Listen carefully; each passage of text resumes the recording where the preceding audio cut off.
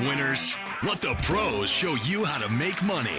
General Manager Al DeMarco, a regular contributor on Fox Sports, MSNBC, and Comcast Sports TV, brings over 25 years of handicapping experience to the table.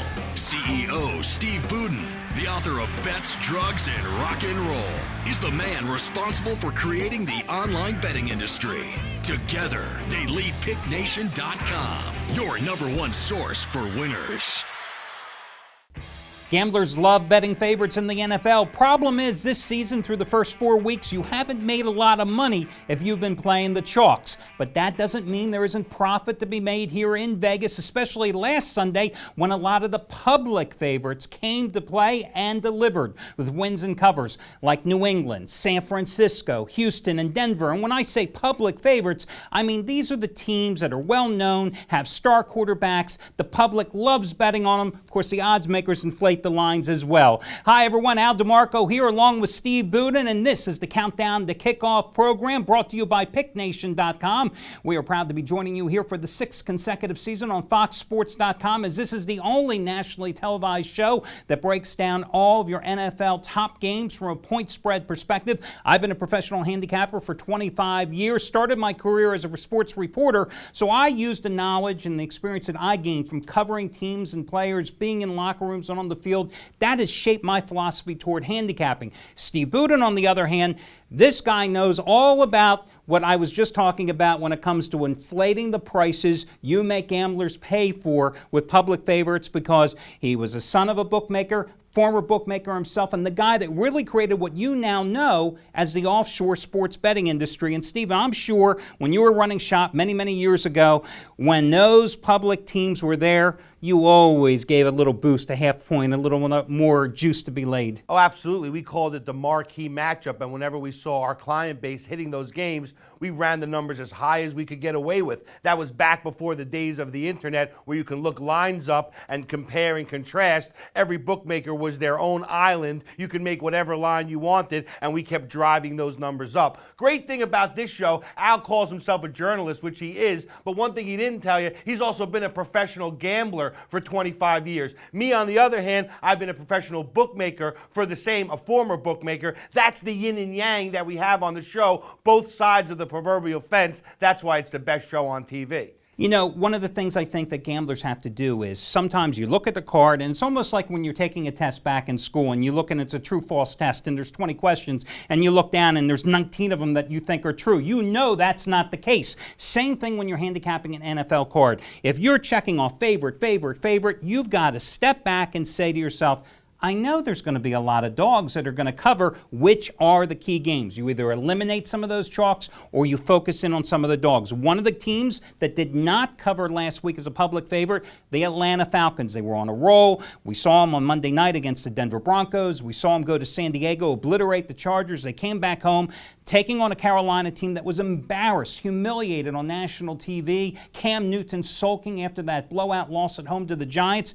But I'll tell you, Carolina gave the Falcons all they could handle. Falcons needed a miraculous final drive, a 65-yard pass by Matt Ryan deep with a minute to play, just to be in position to win that game. Yeah, what Carolina couldn't do, unfortunately, was get pressure on Matt Ryan. That's something we talked about in last week's show, and because of that, he was able to go right through him like salmonella at the end. They got the touchdown and the win. That's it. You know, Carolina did get 7 sacks and Matt Ryan. It's not like they didn't get to him at times, but Ryan threw for 369 yards. And on the key drive in that game, the final drive, when he was 5 yards deep in the end zone and aired that one out 65 yards, finding his man deep, Carolina had no pressure. Now Atlanta taking on a Washington team. On the road, the one thing the Redskins have in common with Carolina, neither team plays any defense. Yeah, and we just talked about it. Atlanta was life and death to beat Carolina. So you have to ask yourself, does this mean that Atlanta's one of those real good teams that just finds a way to win even when the chips are down? Or does it show that they're vulnerable, not being able to win, convincingly against a team like Carolina? Does that open the door for all mediocre teams from week to week? With Washington, well, RG3, he's not going to be their problem. He's going to score. The problem for Washington is going to be their defense, and we all saw what Matt Ryan does to a team that has a lack of defense. Al, I think this one is easy. I'm going over the 50 points here. Oh, I can definitely see that being an over, especially since Washington's gone 8-2-1 over in its last 11 games. And listen, you pointed out Washington can certainly score. The offense is averaging almost 26 points a game. Problem is the defense is giving up 31 points a game. You don't win a lot of games that way. I look at this price, and it reminds me of the New England-Buffalo game last week. Patriots were sitting there, 4-point favorite at Buffalo. People were thinking, oh, this is going to be the Bills' turn. Hey, for one half, it looked like it was, 21-7. And then the Patriots, I think the Patriots actually are still scoring on that Buffalo defense as we speak, recording this show. I agree. I think the over is a great play in this one, and I think Atlanta at -3. I don't think the Falcons are going to lose that game. I think that was a real wake-up call for them last week for how poorly they played at home against Carolina. Guys, Steve and I, of course, gamblers. One thing we didn't used to be in was fantasy football, because in the old days of fantasy football, it was so boring you had to wait till the end of the season to collect your money. We want instant gratification. Well, we found something with that in conjunction with DraftStreet.com. Free fantasy football contests we run every week at PickNation.com. And listen to this, guys. It's my money at stake. $500 total prize money. Winner guaranteed to get $300. Second place, you get $100. Third place, you get $50. And the top 5 finish in the money. And the best thing about this, Steve, it's free. Yeah, just when you thought this contest was super exciting, it just got more exciting because we used to only give away a total of $300. We upped it last week to $500, and the response was off the hook. We're going to do the same thing this week. As a matter of fact, we're never changing it again. We're keeping it at the $500. Winner gets a total of $300. I think I placed something like $200 last week. I'm not getting any better. Hopefully you guys are. Go to DraftStreet.com or go right to our website, PickNation.com. You can hit the big Draft Street ad. It'll take you right to the contest. And listen, the guy that won the contest last week, he had a receiving core of 3 wide receivers and 2 tight ends. All they did was combine for 42 catches in Sunday's games. And his quarterback duo last week, he had Cam Newton and Ryan Fitzpatrick. And I looked at his lineup and I'm going, Cam Newton and Ryan Fitzpatrick, who would have thought? Well, these guys combined for 565 yards passing, 100 yards rushing, 7 touchdowns. And as you know, in this type of contest, everything accumulates points.